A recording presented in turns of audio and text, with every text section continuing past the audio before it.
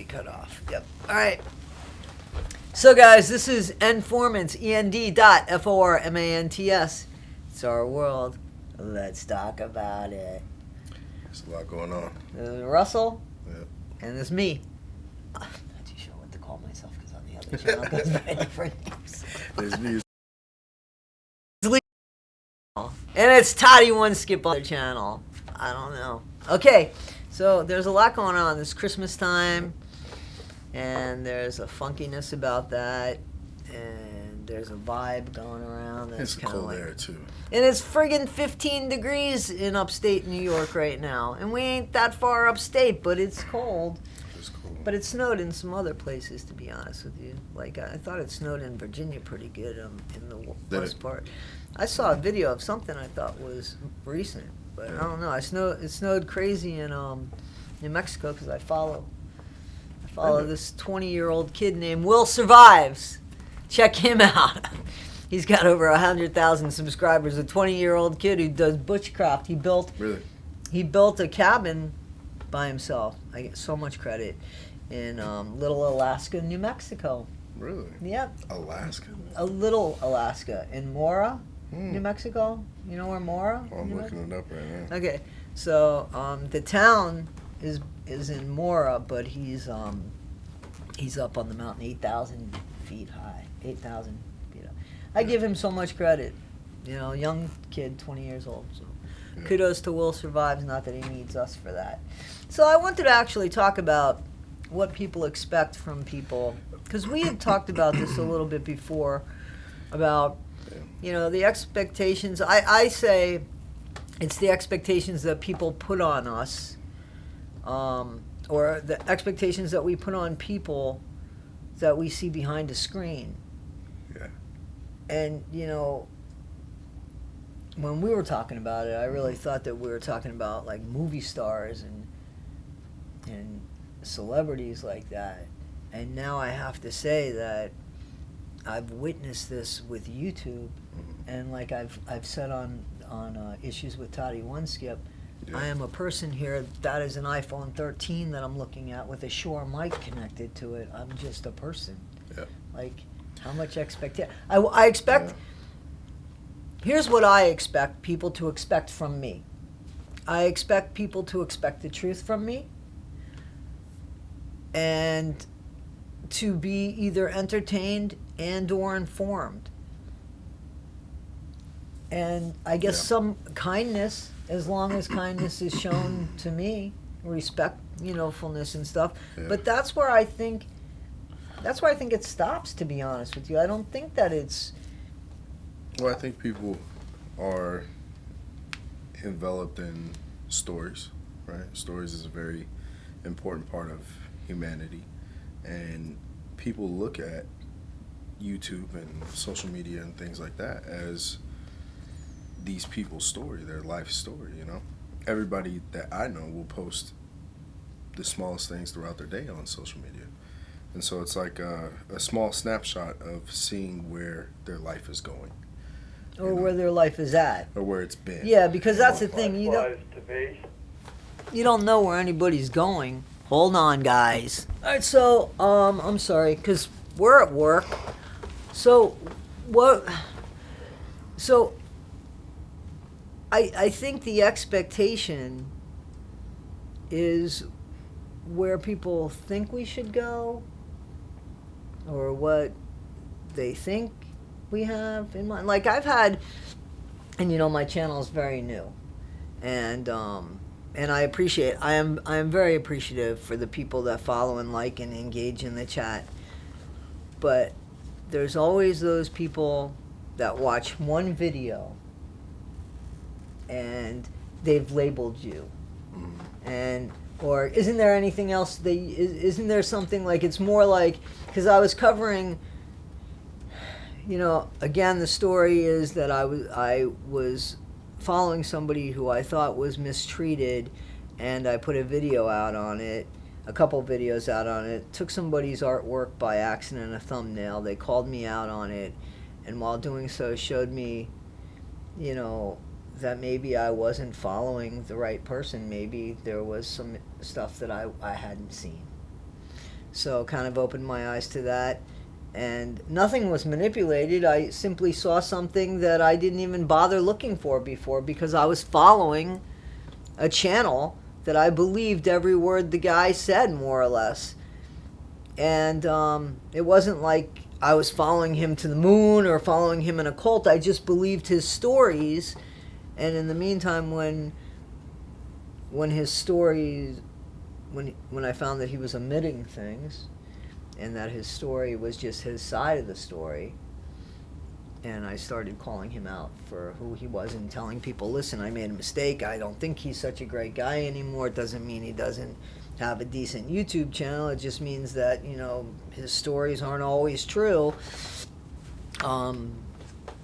People started, like, some people started saying that I was gossiping and isn't there something more important that I could talk about? And I say to myself, well, how'd they get to my channel?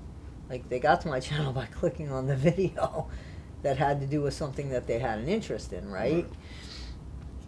And then they kind of blamed me for what they saw. So I guess what they wanted in that video was, what they wanted me to say was that this person is still 100% right. And again, it's an expectation. So they didn't like what I said because it's not what they expected of the video.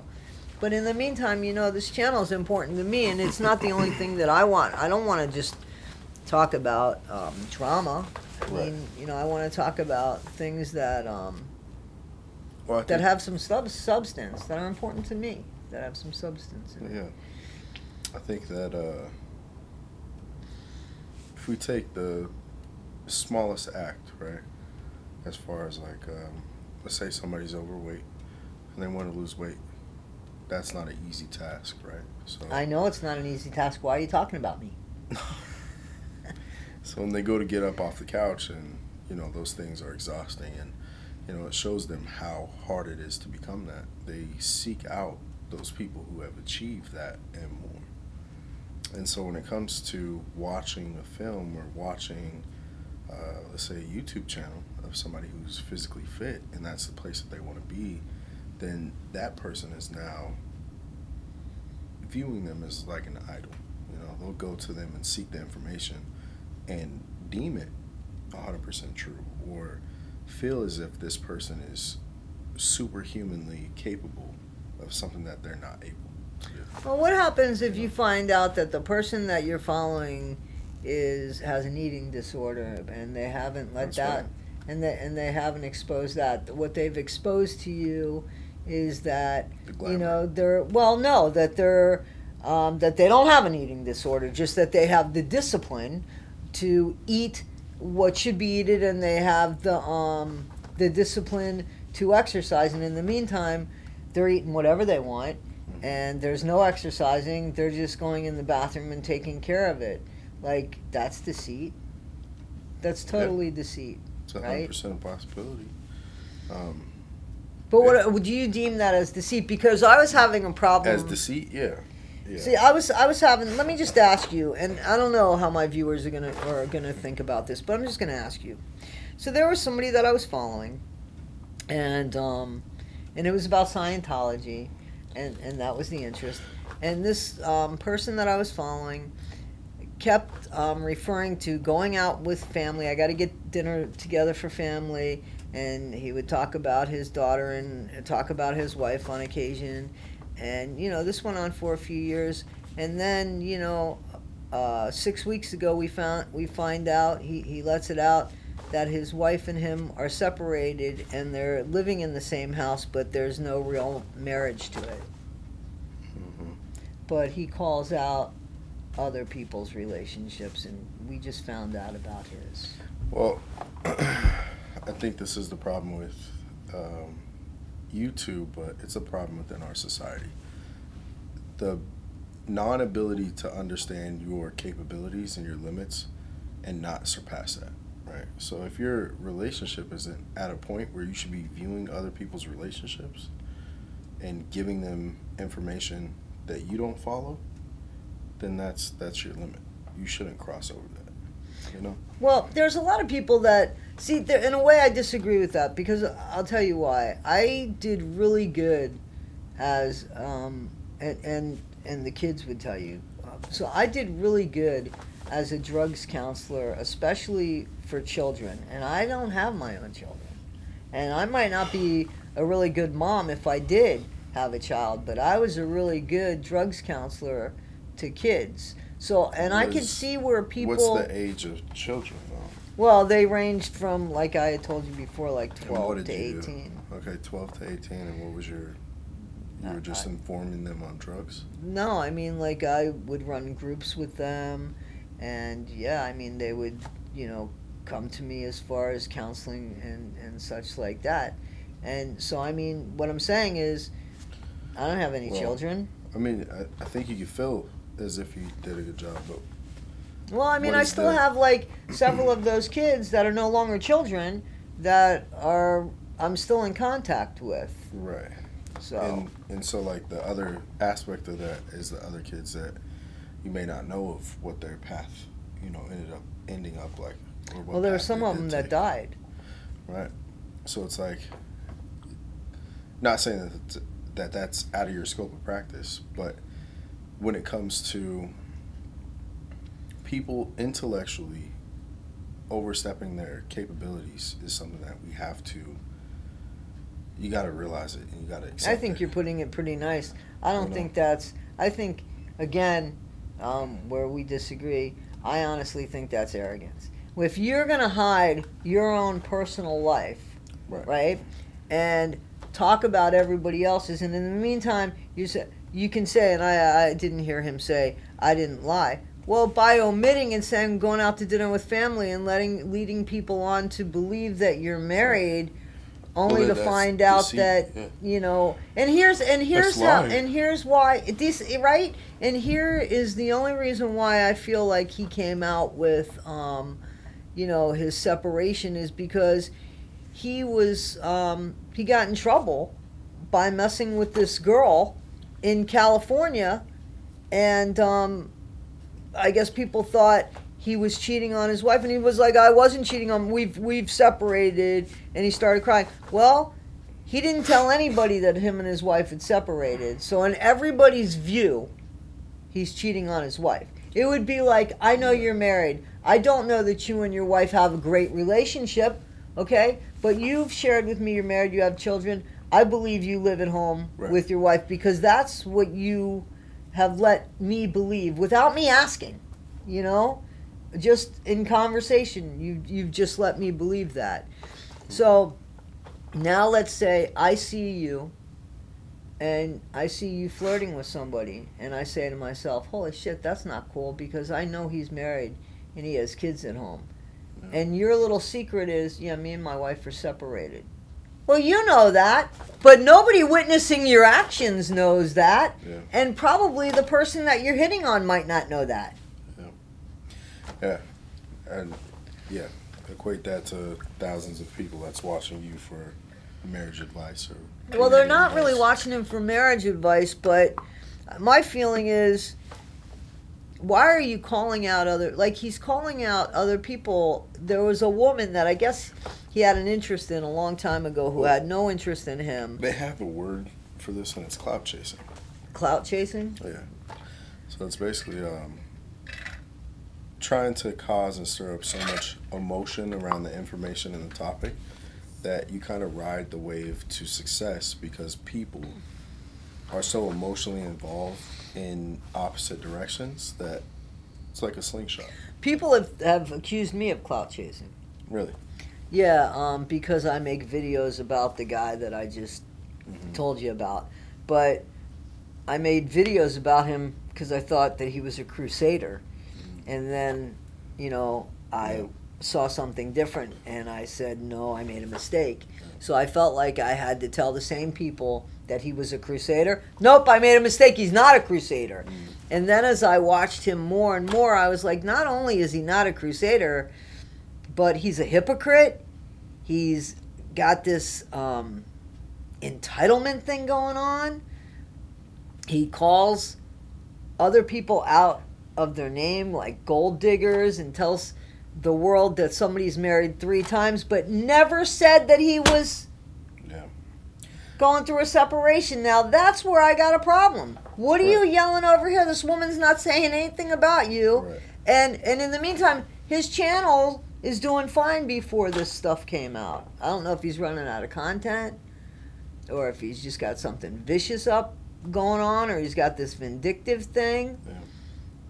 Well, I think as a viewer, you kind of have to outweigh, because there's so much information. And before I go and watch something, I always make sure that the research is done on what I'm watching. So, like, I like the Joe Rogan show, but a lot of the people that Joe Rogan have on there, even Joe would be like, go look at it for yourself. Right. Of course. So even the guests that he has are dignified, let's say a Harvard right, yeah. scientist Well, or he has people of all different, crazy people he has on there. all But different people on there. even Joe will have his suspicions, like, I don't know if that's completely true, or, if I go and look it up and figure it out. So, it's one thing to take it for face value, but in today's day and age of how much information and connectability we have, you kind of got to Yeah, I'll be honest combat with with you. that. My feeling isn't, I couldn't care if this guy was married or not. Yeah. I cared about the lies. Yeah. And the treatment that he threw on to other people while excusing his own or finding an excuse for his own. That was my problem. I don't think that his content is life-changing. It's usually about Scientology and, again, entertaining. Okay. Now, Joe Rogan, he is a different scale, not because of the amount of people that follow his channel, but he does direct interviews with people of all different types of people, and some of his stuff is life-changing, So I was referencing that as far as knowing what you're watching, right? Mm-hmm. Researching what you're watching. So as far as just taking a channel for face value, even if it's a smaller channel, you always just want to check into as much as you possibly can. Just if you're going to follow and watch it, and it's going to be a part of your life. That's the thing. Yeah. Otherwise, I didn't really care about this guy's personal life because it didn't really affect what he was saying until he brought up his personal life, and then I saw the hypocrisy between what he was saying about himself or trying to protect about himself and throwing out again with other people. Like, that hypocrisy was the thing that pissed me off. Right. So, but there are people that follow him, and it might as well be like a cult because they're very vicious. Sometimes they get on my comments, when I'm just showing them something, like I'm not even bashing the guy, I'm just showing them, and they're so loyal to this person that they only know behind a computer screen or a television screen that he himself, I think, uses an iPhone to talk on. What makes anybody's viewpoint? I think that's a part of it too, is like how you're saying that cult-like mentality, to where it's like the bandwagon. Like cult-like mentality is like a bandwagon, and people will choose to follow something to be the first one to say, oh, I've been watching this before he was famous. There are some people like that too. I see that too. I see a range of a lot of people. Not really being involved in what they're doing, but just to be involved for a personal interest of, hey, I was here first. And that's what's odd, is that there's so many variables with algorithms and false numbers and stuff like that it's like you don't know if the person across posting this is really a person. You don't know. Well, this guy, he's a person. But I understand what you're Comments saying. and as far as the bots go and stuff like that. Bots and everything. So it's like, this is where some things start to get in muddy waters. Is I think that if you decide to open up a channel, your integrity of what your channel is how it survives. And that's what the good thing exactly. is. I think that, again, the only thing that I think that people can expect from me, which I'm happy to do, is whatever I post, to the best of my ability, it's the truth. Yeah. And hopefully it's either informative or entertaining, And if or a different perspective. Yeah, anything that makes somebody think or what have you. Whatever they hope to get out of it, I just hope that it's realistic. Yeah. And not an expectation of, especially, I don't know where my channel is going to go. There's a lot of things that I have an interest in, and I don't even know if I'm Doors going to wide continue, past April, like I had said to you, that, Yeah. I'm going to do this wholeheartedly, Yeah. 1,000% until April, and I've already taken a week off work to figure out, if I'm going to keep going with it, or if I'm not going to keep, because either which way I got to clean off some of the stuff on my computer, which can take a long time. But, Yeah. so yeah, because remember last time we spoke, we did have a conversation about the expectations that people have on people, and if Yeah. it is, if it's, if it's viable to live up to those expectations, and should people live up to their expectations, and is private time, personal time, any of anybody's business? Yeah. Well, I think once you get to a certain level of fame, they accept that the majority, 90% of their life is going to be for everybody. I think that's a fact that you kind of have to face at that level. Mm-hmm. But that's like the highest.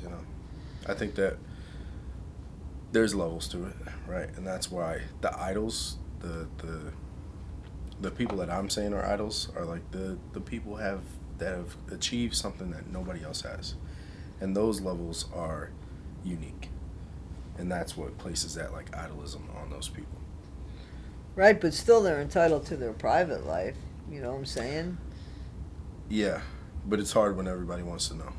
It's hard when everybody. Yeah, but wants I don't to, think that people. I honestly don't think that even the top movie stars, or even. I mean, I'm just gonna throw his name out there. I'm not a fan of his, but like Elon Musk, like it's none of our business, in my opinion. That's not what he's selling us. What he's selling us is SpaceX and Tesla's and the old Twitter, which is now known as X, as far as I know. So I really don't care what he does in his personal life, as far as how many children he has, or his wife or anything. I mean, I don't want him to be somebody that abuses anybody. But whether his relationships work or not, or yeah, he's close with his children, that's not what he's trying to sell us. I really don't see where that is of anybody's business, unless he starts calling out people about that.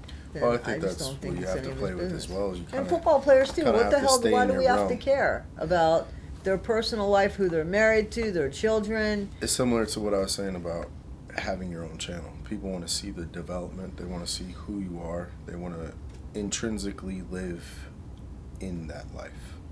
So the screens are a weird place that put us there, but it's a way to feel as almost as if you're a part of that. I don't know. I was talking about Will Survives, that channel on YouTube, which I highly recommend. A young guy, probably has about 200,000 subscribers right now, but I feel has pretty much earned it. And I like looking on his channel and just seeing how far this one kid has come up with, the life that he's building for himself, but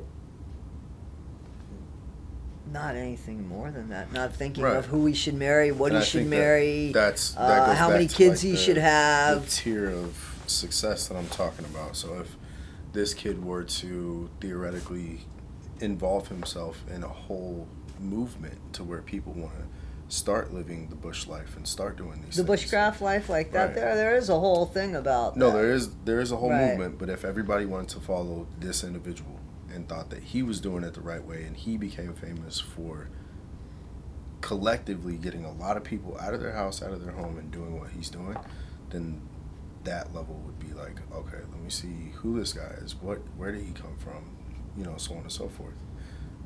That's just for the information part. To be considered like an idol, I mean, obviously extrapolate that out 100%, and then you get somebody who is uniquely doing something that nobody else has done. Yeah, that's where, again, you and I disagree. First of all, I think that who I call an idol and who you call an idol, it just depends on how they touched our lives. Like, somebody could be an idol to me and be somebody that you never even heard of, you know what I'm saying? Or somebody that's like, I don't really, like when I was talking about Barbara Streisand and stuff like that, But that's she not might not something be anything at all to you. We don't disagree on that. That's 100% true. A lot of people love Michael Jackson, and there's a lot of people that don't. Mm-hmm. There's a lot of people that love the Beatles, and a lot of people that don't. No, everybody loves the Beatles. So, I told you that. there's many places in people that, you know, are subject to what grabs your interest, what involves you into their craft. But I agree. Yeah, I just But as far as deeming an idol, do you agree that when people get to a certain extent, people will view them as idols? well, idols are icons. What are we saying? Icons that are idols. That's a good way to cover your tushy. So, an icon, to me, is more like the definition that you said before, somebody that does something that others can't do. That's not an idol. An idol could be anybody. I can idolize anybody. I can idolize her. I would say her name, but I don't want to do that. But you know what I mean? I can idolize her. I mean, I don't, no offense, but you can idolize anybody, and then that expectation that I'm talking about before gets thrown on it. No, because that's the truth. You're gonna have to edit that out. Why? Because I don't. No offense. I'm leaving it in there. Okay. I'm leaving that in there. I don't care. Go ahead. We know who sits back there. She's cool with it. Go ahead. But I'm serious. Like, Yeah. I do think that you can idolize people that others might not, they just might not get. But I think somebody that's an icon has a little bit of substance behind them where you could say, I might not like them or not, but I understand why they have icon status. You know what I'm Yep. saying? So that's the person. The icon, I think, is the person that stands up higher than others, and there's not a lot of people like them. Like that football, the So- guy that you so told do me you about, the remember- baseball football player, the baseball player that you Which talked one? about, the one that just signed that contract, that crazy $800 million contract over those 8 years, or $700 million. Was that you that told me that? I don't think so. It must have been the morning Yeah, I person don't that watch comes baseball. in. Yeah, I but- think it's so yeah. The other day we were speaking about this, and I was saying that the icons are what people deem as idols, right? And then we've kind of placed them in an idolistic form and view, and it's because that they're capable of doing something that others aren't, right? And that's how they get That to to me is an icon, not an idol. that. Right, but people idolize that. Well, there are people that idolize, yeah. Okay, and so But there are In people our that society- idolize people that aren't even icons. They can idolize regular people, you know that. I agree with that. Like I'm they not can disagreeing with idolize that, a but at big the brother time- if they had a big brother in the Big Brother, Yeah. Big Sister program. They can, right? Right. Yeah, and that's like more of a mentor. In No, that sense, no. but- I think if you idolize somebody and you hold them up high enough and you gear your life and use them as a role model, then they've done a great job as idolizing. Nope. I think that you can get that from somebody that isn't famous. You can, absolutely. And But probably that's more like better mentorship. because you can idolize somebody. It doesn't have to be like that person's mentoring you. Mentoring you is a whole program. You could look at somebody and say, wow, you know, I like their behavior. I like what they've done. You know, I idolize what they've done, and they might not even be somebody that, you know, that is anybody that's taught you anything. You just might see. Right. You can use anybody as a mentor. Well, And so- mentorship is somebody that's teaching you something. I mean, there's an act in that. You can look it up. I will. Okay. But that's not. So a mentor can come from you selecting somebody else, like you were saying, watching and tailoring whatever aspect of them that you like to yourself. Or a mentor can be somebody who selectively comes for you and says, hey, I want to show you this, this, and this in this process. And that whole process of seeing that person and reflecting your life to theirs and tailoring it like that is mentorship. Listen, you and I are going to disagree with this, okay? Because I'm telling you that to me, that's idolizing somebody. It can be mentorship, but there's got to be the give and take on both parts for the mentorship to be working, because mentorship is actually an act of somebody helping somebody and somebody taking that help. Idolization of somebody, you can idolize somebody that you've never met before. I'm not saying to do that, but as we know, there are people that idolize people that they've never met before, like Justin Bieber or certain influencers and stuff like that. That wouldn't be a mentorship. They've never met. They've never had the interaction of that. Now, mentorship is like Big Brother, Big Sister program, where the child and the adult get together. There's an interaction. That is mentoring somebody. It has to have that interaction for it to be. It is. Look it up. We got a phone there. Look it up. This one we're not going to do because we're running this. So guys, jump in the chat and tell me if you think mentoring somebody is interactive between two people, or if it's idolization of somebody, because I don't know how else to put it. So when we first spoke about it, you had disagreed with me that people will place icons in an idealistic view and that they weren't capable of anything different than what we are, right? So I said, like, what is your favorite artist? No. That's not true, because I do think that there are super athletes, and I do think that there are super singers that can't be touched by others. I think that there are that. But I also think that there are just talented people. I think that there are two different things. Again, it's the same argument as last time. I haven't changed my mind. Well, you did. Because Okay. So at first you said that people are no different, right? That anything that this person is capable of, I never said that. I never said that, because common sense tells you, I mean, we're not all equal. Common sense tells you that alone. So I never said that. There are super athletes. There are people that are going to run faster than me, and I can never run that fast. There are people that are going to serve a tennis ball to extreme things. I could never touch that. So I didn't say that, because I promise you I didn't say that, because I wouldn't say that. It makes no sense.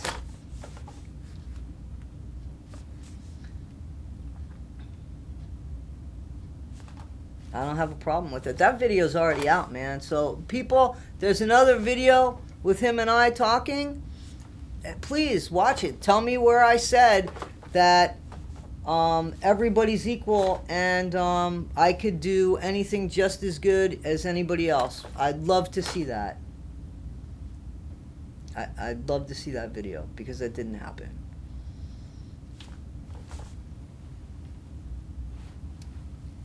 I promise you. I mean, I know how the world works. I know how people are. There are people that are faster. There are people that are not as fast. There are people that are greater. There are people that are not as great. So for me to say everybody was equal, no. How could that even be? There would be no sporting events. There would be no scores. There would be no nothing. So, no. What you're saying, I totally would have to say, how could that wouldn't even be possible? Yeah, I'd love to see that video. That video, please. What's the next topic? I don't know, but let me stop this so that we could... Okay.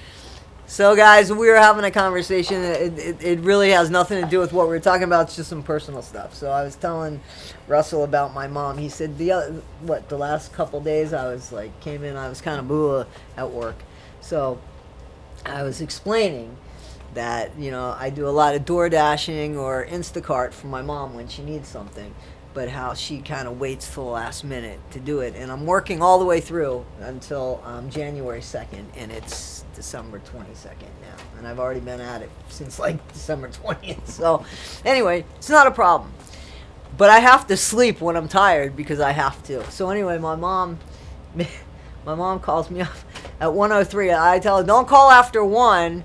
And I always ask, does she need anything? So, no. So 1:03, and like I said, I keep my phone off, but she can get through, and my sister-in-law can get through in case there's an emergency. So she calls up, what are you doing? I'm sleeping, Mom, I'm sleeping. So, oh, Okay, well, forget it. You know that's never like you could forget it. So I said, well, what do you want, Mom? Do you think I can get one of those hot dogs that you got me last? I got it from Five Guys in Florida, right? There you go. So, not only do I have to order the food for her, but then I have to make sure that the food's delivered not to her door, So it's not a 40, to the. 40-minute process. It could be longer. Yeah. And so she'll say, "Do you want me to call you when it gets here?" I said, "Well, I'm usually the one that calls you, because I get the thing on my phone that tells me." So she gets her food, and I can't go back to sleep. Like, I'm trying and I can't go back to sleep because now 1 o'clock is now turned into 2:30. So at 4:30 I call her. "What are you doing?" she said. "I'm still up from the time you called me, and I can't go to sleep, and I got to be at work at 11 o'clock. Do you see what you're doing to me?" Yeah.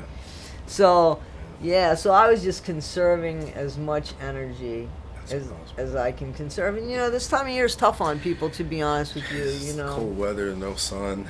Well, I was talking more about, like, the Christmas. Yeah, but I got to, like, at 4:30, I'll wake up, because, I do try to go to bed at 1 o'clock in the afternoon so that I'm, up at 8:30 so I can take a shower and come to work. But I'll wake up at 4:30 and it's like, what time? And it'll look like, I don't know, 8 o'clock at night. And it's like 4:30 and 4:33 in the afternoon.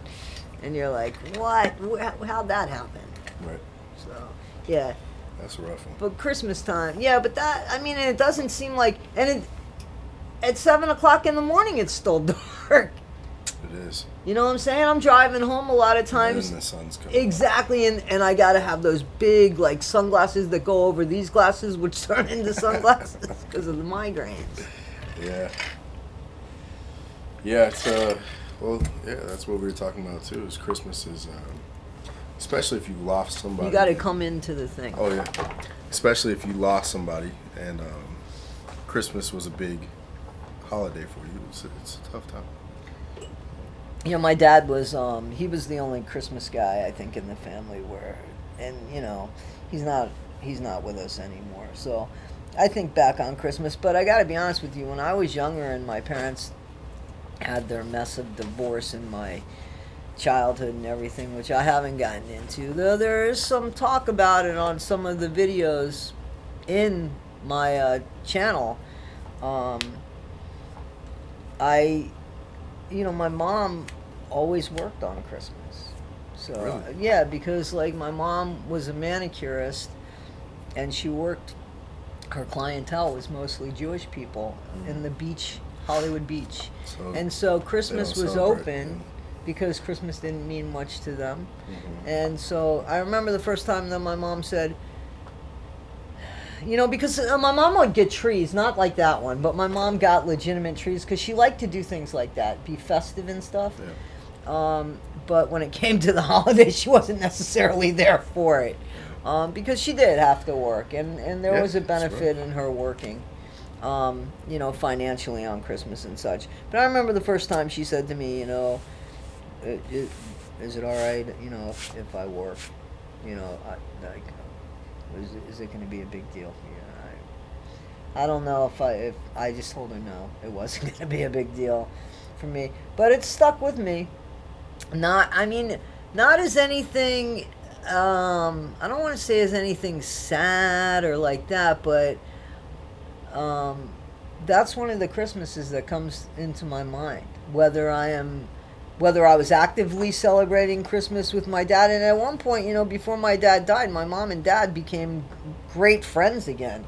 And my dad and mom spent many Christmases together before my dad passed away. So, I have Christmases with my family as an adult, not so much when I was a child, but as an adult. I have a lot of memories of Christmas with my, family. That's good. So, yeah, I lucked out because I didn't have much when I was a kid. But, yeah, as an adult, yeah, they made up for it as an adult. Good. Yeah. That's good. Yeah. Hey, I don't know. What's your favorite holiday? Easter. Easter. Easter's my Really? absolute favorite. Why? Well, because I was always I always knew there wasn't a Santa Claus. Yeah. But Easter, there was always, I don't know if it was the basket. One year when I was a park ranger, I dressed up in the actual Easter bunny outfit that was hotter than hell in Florida, and hid the Easter eggs and stuff like that.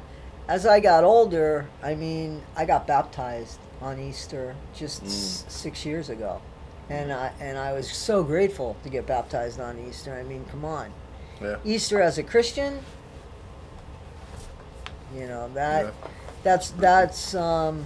that's it, you know, for me. So it was probably because of the Easter bunny and the candy, and my mom, you know, did celebrate Easter. Easter was something. She always got me an Easter basket, and it always had at least, besides the candy and stuff, and it always had the milk chocolate hollow bunny with the candy eyes.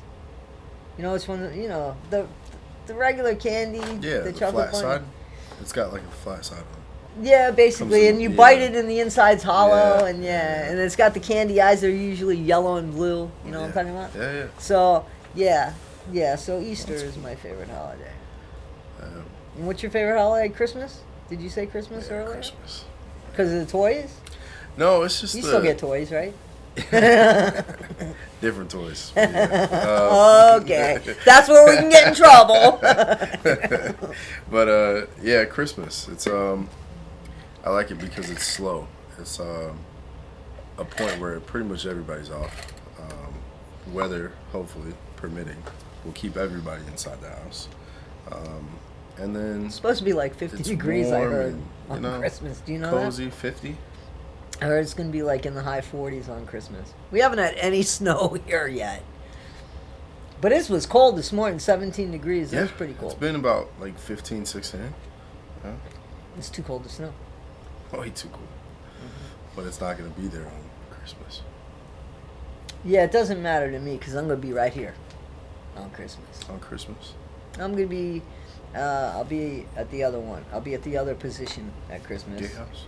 Yeah, Okay. that I'm going to have to, like, fucking void out. Yeah. That I'm going to have to cut out. Yeah, I'm going to be there for Christmas and Christmas Eve. Christmas Eve and Christmas night. Where am I going to be? Christmas Eve and Christmas night, I'm going to be there. Okay. And I'm going to be here on New Year's Eve. Well, that'll be good. Yeah, I'll be here the whole time. As a firefighter, we used to work holidays, so I'm fine with it. But you're not working holiday. I'm supposed to be, but I take it off. Yeah, but you're not working, so there you go. And you're not working on New Year's Eve either because it falls on the same, you know what I'm Did saying? you hear? Oh, sorry, this is off topic about work. Is this about work? Yeah. All right, guys, listen. We had a nice. I hope that you enjoyed this. We'll see if I even put it up. But we'll see. I hope that you enjoyed this. And this is Informants. We're not sure where we're going to go as far as Informants. I would like it to be something topical. You know, maybe a Like cream. weekly news Yeah. thing or something. If anybody has ideas and they think that Russell and I are a good mix, which I think that we have a good Chemistry. we do. We have a good chemistry, and yeah. So if you guys want to put in the chat if there's something you want us to discuss, where you think this should go. This is not issues with Toddy One Skip. This is something different. It's a reincarnation of something that I started 10 years ago. So all right, guys. This is Informants. Thank you. It's our world. Let's talk about it, and let's always try to be better. Yes. Yes. Yes.